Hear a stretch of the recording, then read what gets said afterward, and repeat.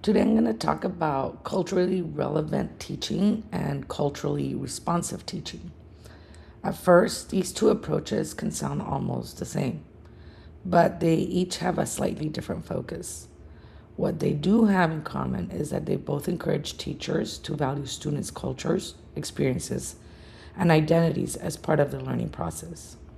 I'll briefly explain each approach, talk about what they share, and then end with a few practical takeaways for the classroom.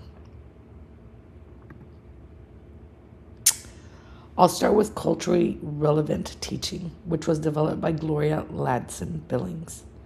The main idea is that students learn best when teachers connect learning to their cultures and lived experiences.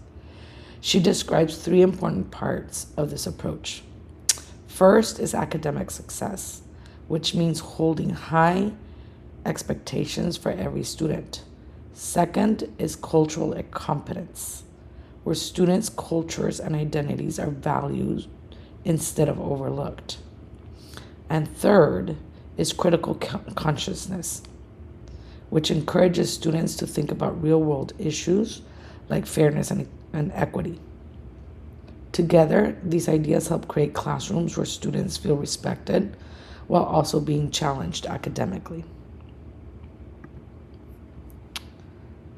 Next is culturally responsive teaching, which was expanded by Geneva Gay.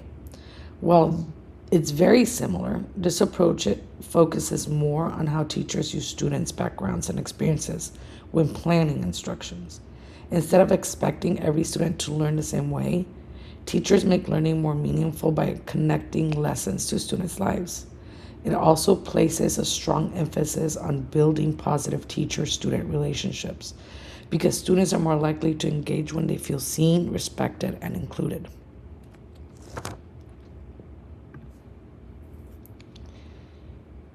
Even though these approaches were developed by different scholars, they really share the same overall goal. Both encourage teachers to value students' cultures, maintain high expectations, connect learning to students' real life experiences, give students a voice in the classroom, and create inclusive learning environments. In other words, both approaches see culture as a strength that supports student learning. So, my biggest takeaway is that effective teaching starts with really getting to know your students. When teachers understand their students' backgrounds, connect learning to their experiences, build strong relationships, and continue reflecting on their own teaching practices, students are more likely to feel engaged and supported. Ultimately, both culturally relevant and culturally responsive teaching help create classrooms where all students have the opportunity to succeed.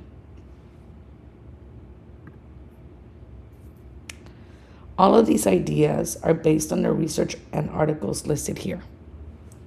Thanks.